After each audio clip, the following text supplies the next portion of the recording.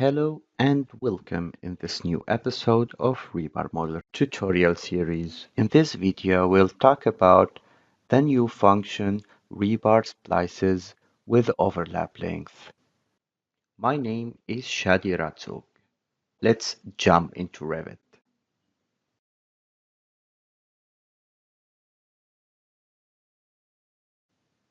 To splice a rebar set, use the Edit tool and activate the Splice function and select the splice type.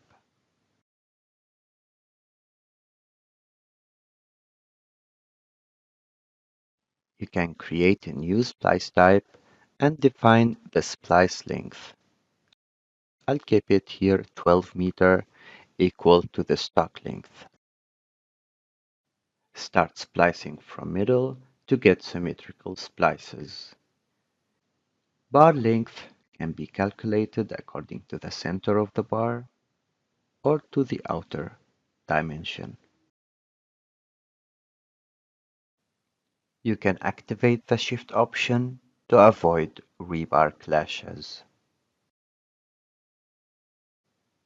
Define the overlap length, and optionally, you can activate the staggered option to get staggered overlap length.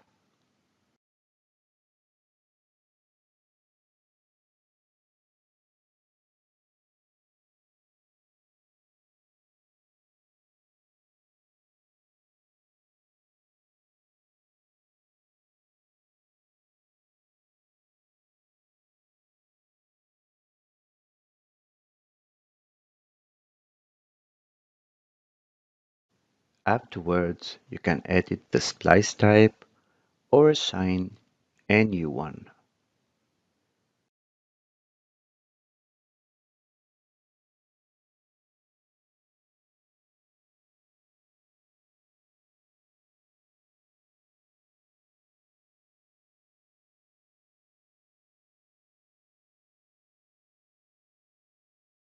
Deactivate the splice option and the spliced set will be reformed to the original set. The spliced rebar sets act like a single rebar set. They are updated accordingly after changes.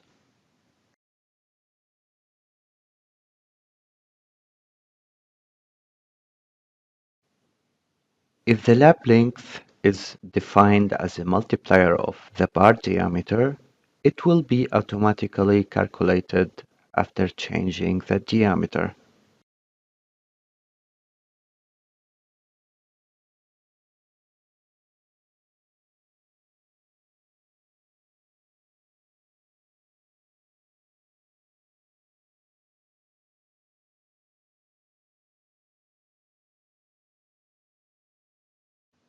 The same workflow applies to splice the longitudinal bars in this water tank example.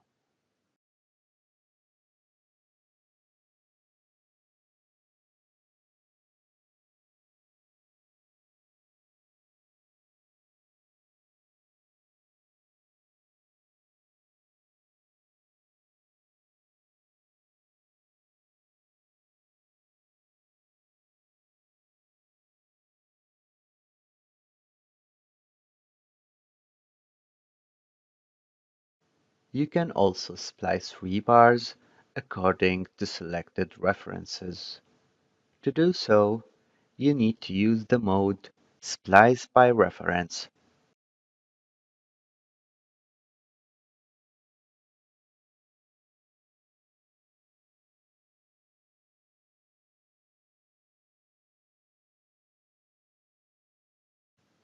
After activating the Splice option and setting a splice type, use the mode by reference, set the desired lap position according to the reference, and select the references.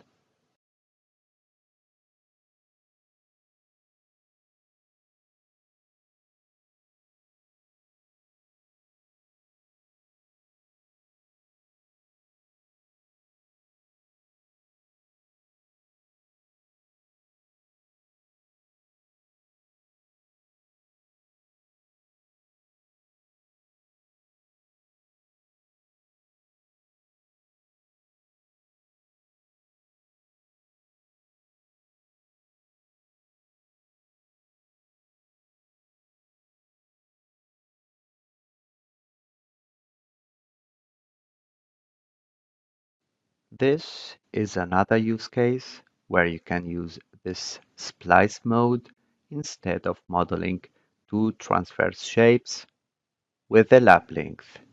You can also select an edge as a splice reference.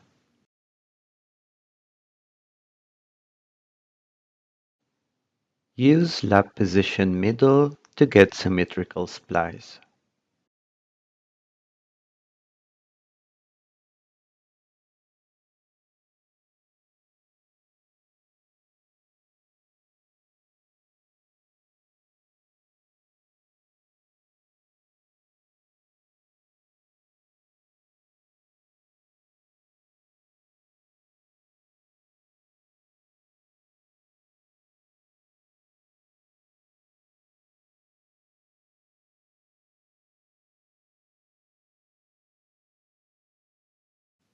Thanks for watching.